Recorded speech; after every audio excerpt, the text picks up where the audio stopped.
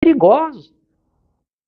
Agora, o que eles não farão, se mesmo com toda a atenção a gente tem que tomar cuidado, o que eles não farão com aquele médium que se entrega a eles e deixa eles fazerem e falarem o que quiser. O que eles não farão com pessoas que os consideram superiores, geniais, guias. E aí Kardec fala da questão do nome, né? Eles pegam nomes que têm prestígio, eles trabalham muito bem com o nome. Eles trabalham muito bem com o nome, né? É interessante que muitos espíritos desse tipo que vieram no século XX, eles utilizaram nomes para fazer referência à obra de Kardec, né? O próprio Emmanuel, a maioria do movimento espírita associa. Mas Emmanuel é aquele Emmanuel lá do Evangelho segundo o Espiritismo, participou da obra de Kardec. Quem disse? Quem garante? Pelo nome? Eu não posso garantir pelo nome, Kardec está mostrando aqui. Claro que esses espíritos não tiveram não foram capazes de dizer que eram Jesus, por exemplo. Eles pegaram um nome mais abaixo. Porque talvez se eles tentassem se passar por nomes mais venerados, ficaria muito na cara, despertaria mais desconfiança. Mas notem que eles estão o tempo todo eles estão trabalhando o nome deles, a figura de Jesus, de algo importante. Não é por acaso que, quando esses espíritos surgiram no século XX, prestem atenção na tática deles, tanto do Emmanuel quanto do André Luiz.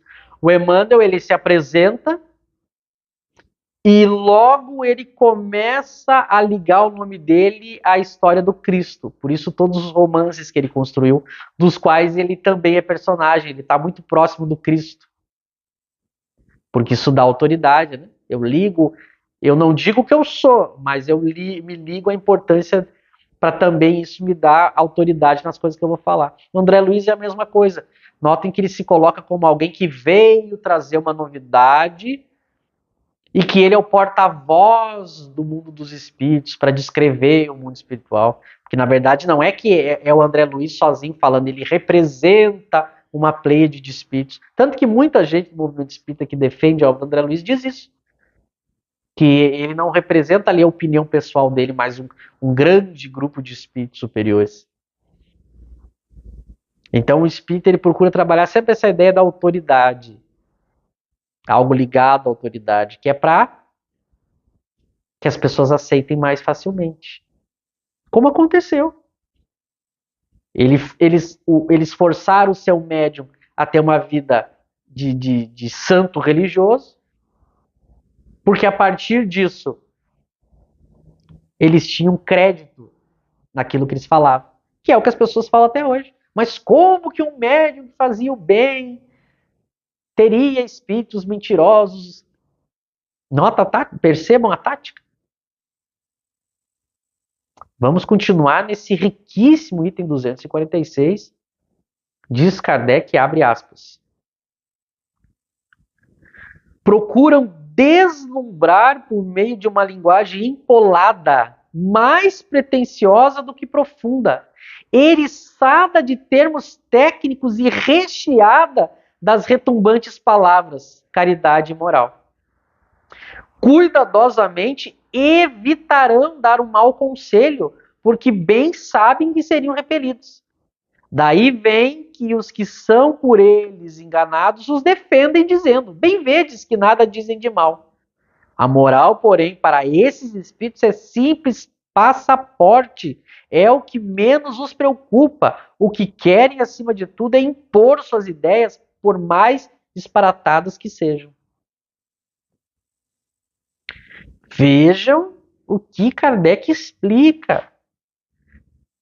Eles usam uma linguagem empolada, uma linguagem complicada, eles enchem de termos que mal dá tempo da gente entender uma palavra, uma frase, eles já dizem outra. Então, assim, eles vão cansando o nosso raciocínio. Por quê? Porque, assim, é uma estratégia de ir enganando. Porque a pessoa que é sincera e quer dizer a verdade, ela é clara, ela é simples. Mas esses espíritos, eles criam uma cortina de fumaça, eles falam, eles criam palavras, eles criam frases que a gente tem que ler uma, duas, três, quatro, e no meio eles vão enganando, dominando, ditando obras. Exatamente mais uma característica dos espíritos que a gente está citando.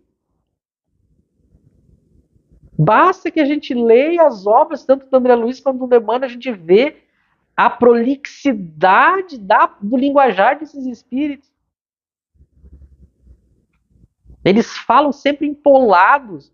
Eles usam quantos termos técnicos. O André Luiz, então, quantos termos técnicos ele vai trazendo. E aí, quando você questiona, nunca é claro o que ele quis dizer. Ah, mas é que ele quis dizer tal coisa, os defensores dizem. Bom, mas se ele quis dizer, por que ele não disse? Por que é sempre de uma forma empolada, complicada, são frases, a gente vai ver isso no exemplo.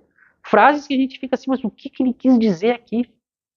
Por que eles usam essa linguagem? Porque eu deixo o texto completamente subjetivo e se alguém for me descobrir para um lado, eu corro para o outro. Eu digo, não, mas eu quis dizer outra coisa. Agora, a pessoa bem intencionada, ela é clara. Eu quis dizer isso. Eu não quis dizer tal coisa. Tu não deixa margem para dúvidas. E esses espíritos vão deixar sempre margem para dúvidas.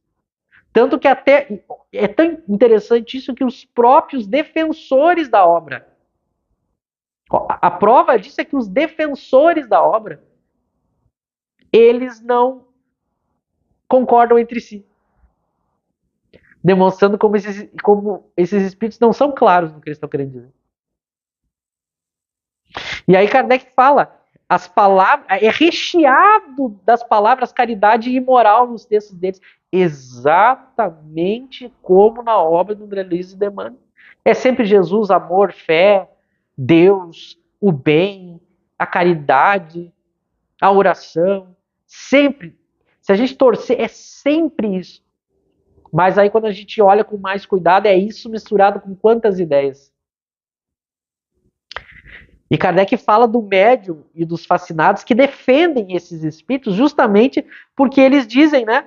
Bem vedes que nada dizem de mal. Olha, Kardec chega a dar o exemplo dos defensores. Exatamente como aconteceu no século XX e acontece hoje. É exatamente o que dizem os defensores de Emmanuel e André Luiz. Ah, mas ele não está dizendo nada de mal. Mas aí Kardec diz, a moral para eles é simples passaporte.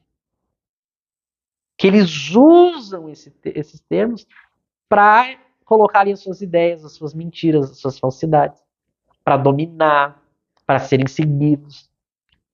Veja o Kardec deixando claro, não posso usar como critério para uma mensagem apenas porque o Espírito está falando de caridade e de moral. Veja, o texto do 246 está deixando isso claro. Vejam a importância da gente refletir sobre esses itens escondidos daqueles que defendem as obras desses espíritos. Leiam novamente e meditem. E nós continuaremos o nosso próximo estudo. Até lá.